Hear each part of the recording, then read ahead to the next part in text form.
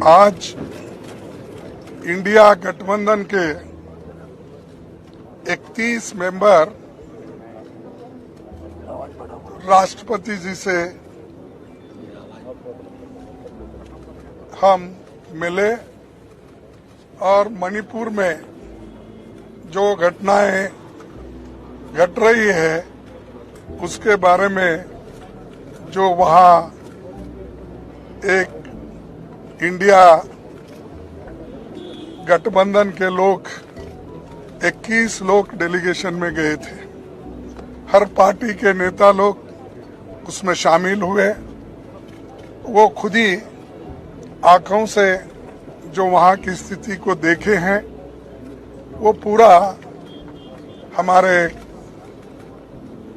राष्ट्रपति जी को बताए और हमने एक मेमोरेंडम भी उनको पेश किया और किस ढंग से अब तक वहां पर घटनाएं घट रही है, खासकर महिलाओं के ऊपर अत्याचार, स्त्रियों का जो नंगा परेड किया गया, 5000 घर जलाए गए और हमारे 200 से ज्यादा लोग मर चुके हैं और 500 से ज्यादा घायल हो चुके हैं। तो और 60,000 लोग वो रिहेबिलिटेशन दूसरे जगह किया गया है, जिनको खाना नहीं, पानी नहीं, समय पर उनके बच्चों को जो औषध मिलना चाहिए वो भी नहीं,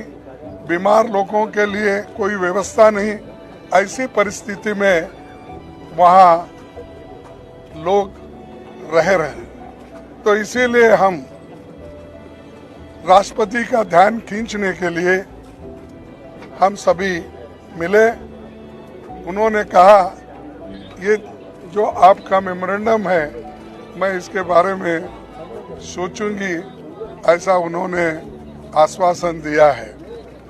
और हम सारे भारत के जनता को ये बताना चाहते थे सदन में बहस करके, और रूल 267 के तहत राज्यसभा में और लोकसभा में एडजर्नमेंट मोशन लाकर नो कॉन्फिडेंस बाद में की।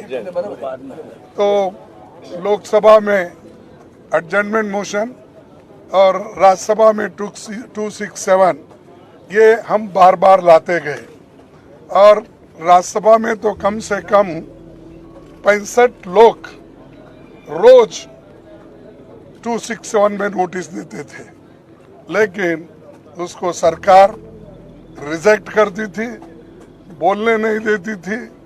ये एक वहां पर स्थिति बनी।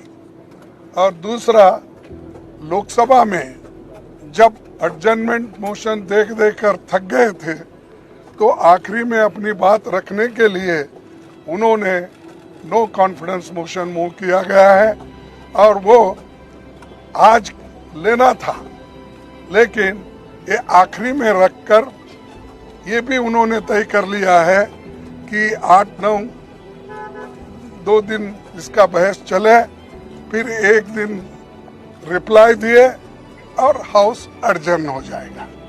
तो मकसद क्या है, चीजों को डिस्कस करने नहीं देना, समय नहीं देना, ये एक मकसद सरकार का है।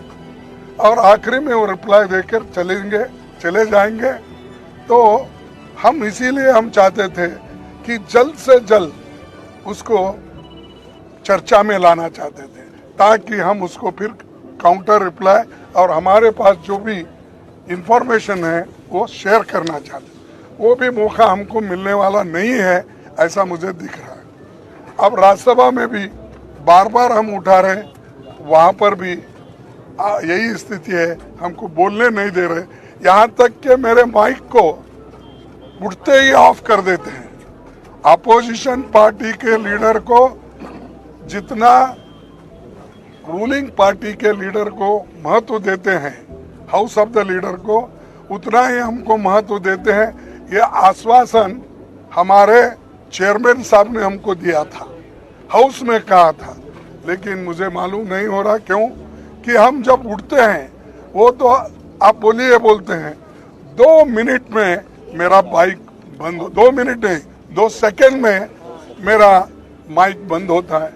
तो इससे यही जाहिर होता है कि डेमोक्रेटिक मेथड्स और डेमोक्रेसी के तहत ये लोग चलना नहीं चाहते, संविधान को बचाना नहीं चाहते और डेमोक्रेसी के उसूलों के तहत चलना नहीं चाहते। तो इसलिए हम एक होकर मजबूती के साथ लड़ रहे और लड़ते रहेंगे।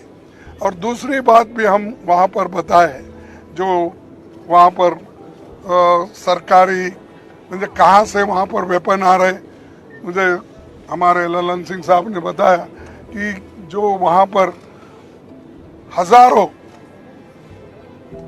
वेपन्स आ रहे हैं, सोफिस्टिकेटेड वेपन्स आ रहे हैं, कहाँ से आ रहे हैं? वो सब प्राइवेट लोगों के पास है। और जब 2 कम्युनिटी, मैती कम्युनिटी और कुकी कम्युनिटी, ये दोनों में अब जो लड़ाई चल रही है इसको शांति के साथ रखना है, तो प्रधानमंत्री वहां पर विजिट करना चाहिए था। 92 दिन हुए, अब तक वहां नहीं गए, उसके बारे में बोले नहीं, लास्ट में एक भाषण देंगे चले जाएंगे। तो ये बड़ी दुख की बात है। और पार्लियामेंट में ये नया नहीं है, 267 या एडजर्नमेंट मोशन ये हमेशा पहले देते गए हैं। हमारे पास मैं पढ़ के बता सकता हूँ, लेकिन समय की अभाव से मैं नहीं कहूँगा। 13-13, 14-14 ऐसे उदाहरण है जिसमें 267 को परमिशन दिया गया है, सारा बिजनेस स्टॉप करके डिस्कशन लिया गया है। इवन एडजर्नमेंट मोशन को भी ऐसा ही डिस्कशन के लिए अलाउ किया गया है। लेकिन ये सरकार ना डिस्कशन को अलाउ कर रही, ना किसी बात सुनने के लिए भी तैयार नहीं है। ये एक। दूसरी चीज, हरियाणा में जो दंगे हो रहे हैं वो उनके आंखों के सामने, प्राइम मिनिस्टर के ऑफिस से 100 किलोमीटर भी नहीं है, उसके अंदर है। वहां पर इतनी गड़बड़ी चल रही है, लोगों को जाके मार रहे हैं। ये कहाँ का रोल है? अरे दिल्ली से नजदीक राज्य में भी ऐसा होता है तो वो कोई उसका संज्ञान भी नहीं लेते, और ये दूर की बात तो अलग है। तो इसीलिए हम इस सारी चीज़ों को वहाँ पर बताएं, चाहे हरियाणा का हो, और मणिपुर का मुद्दा तो 92 डे से हम उठा रहे हैं, वो भी है। तो इतना सारी चीज़ें हम बताएं, बताने के बाद वो देखने का या सुनने का उन्होंने भी काम किया, और वो बोले कि मेमोरेंडम हम भेजेंगे। इतना कहते हुए मैं अपने सांसद को